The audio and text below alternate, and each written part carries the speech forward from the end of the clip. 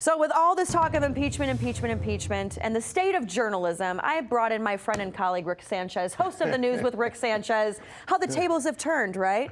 But you actually spoke with Larry King last night, and you're going to be speaking with him again today.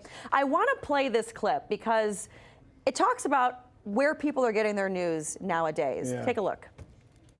What we have today in media, Rick, and that's a good quote, is we have one network devoted exclusively to the right, one network exclusively to the left, one network that says it's in the center, but CNN has drifted left. So the way we get our news is RT, or we get our news from CBS, ABC, NBC at the appropriate half hour in the evening. All right, Rick, so you and I both have journalism degrees. We won't argue of who went to the better school now, but what is the state of journalism? Where are we at today? Well, but let me just say, Minnesota, Minnesota. Purdue. Go Gophers. Cool. Okay, both Big Ten schools, by the way. Go Boilers. You know, this is really the right time and the right question. And it has a lot to do with what Larry was just referring to, the state of journalism. Larry and I both worked at CNN, and I challenged him a little bit on what CNN's role is today or what its perceived role is. But maybe as somebody who now works here, and by the way, I've never had a chance to welcome you officially, but we're so glad you're here. There it is. Maybe now, Faran, we look at it from a global perspective, and it's not like I want to be critical of my colleagues. I have dear friends who work at CNN, who I still talk to this day. I have dear friends who work at Fox News and at NBC. I worked at all three places, and like you, I worked in local, and I understand what it's like to really get the foundation of what it is that we're supposed to do. Here's the problem. Here's the problem that we have today, and I hope I can make people at home understand this. The problem with journalism today, and I know it's kind of sloganeering, is when we say it is time to do news again, and when we say that we should question more, it's not just a slogan. It's really true. And I'm going to bring it to life with the stories that we're talking about now. Let's take the impeachment of the president, right? Obviously, the president either did something very corrupt or very stupid when he went to a foreign leader and asked him for a favor. He probably should not have done that. Is it impeachable? I don't know. It's up to people smarter than me and who are sitting in the right seats to make that decision. But what's the next question, right? Because the Dems, for example, are making a huge deal out of this Ukraine thing. Can I ask you a question that I think the average person at home would ask themselves? Who's closer to Ukraine, the United States or Russia? Russia. Thank you. On a map, yes. Who's closer to the South China Sea, China or the United States? China. Yeah. Who's closer to, let's say, Venezuela, South America or the United States? South America. The questions that we need to start asking ourselves as American journalists is to look at these situations, these stories from a global perspective, and we don't do that.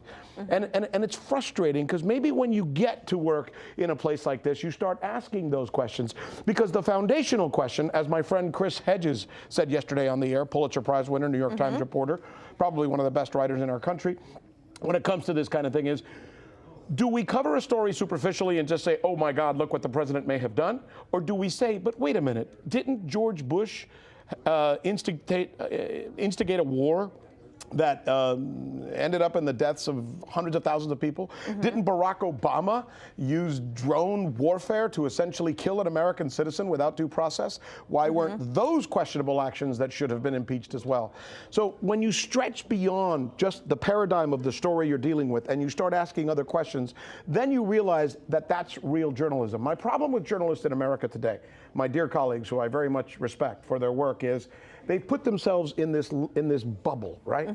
And they don't go outside of that box to ask other questions that may give us a better understanding of why some of the things that we're doing may be right or may be wrong. And I will tell you, Rick, as a friend and a colleague, I've never asked you what side of the political spectrum you're on, but the beauty that I love, and it's that true form of journalism, every single night I can't tell.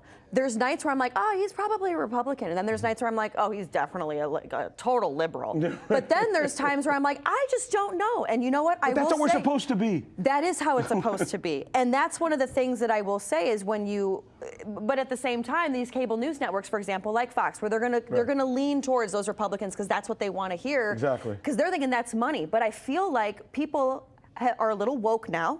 And it's like, you know what? Just give me the news straight. And that's what I feel exactly like what you do, because people don't want to have their leanings and their spins on it. It's just real news. And it comes with, first of all, you do need to have, I believe, and this is, my particular bias, I think somebody on television should have a foundation of what journalism is. Journalism, like medicine and like law and like everything else, comes with some foundational elements that have to do with a bevy of things that we all understand. And I think that's important. The other thing that matters is experience. That's why, sitting down and talking with a guy like Larry King, sitting down and talking with someone like Chris Hedges. Legends. That's foundational experience. That tells you the way journalists are supposed to behave. And unfortunately, what we see today in journalism is a bias toward a specific ideology, and oftentimes even a bias toward a particular politics. And that is not good for any democracy. And I think when Larry said, and you just heard him say it, and obviously nobody puts words in Larry King's mouth, right? When he says it's unbelievable that you have to go to RT to find out what's really going on when it comes to news. That says a lot. It says a lot, and it should make us feel good, but we're only as good as what we're going to do tonight. Right. Because yesterday doesn't matter anymore, and that's what drives us. And tonight, when I have my conversation with Larry King about politics, it'll be interesting to hear what he thinks is going to happen and how this is going to play out, and that's what's coming up tonight on the News with Rick Sanchez. We're at 3 and 5 p.m. Thanks so much, Rick, a friend and colleague, and a scholar. Thank you so much, Rick. I appreciate it. Hey YouTube, thanks for checking out our channel. We hope you enjoyed the video. We have tons of content for you just like this. For more of RT America's one-of-a-kind news and analysis, be sure to subscribe and never stop questioning more.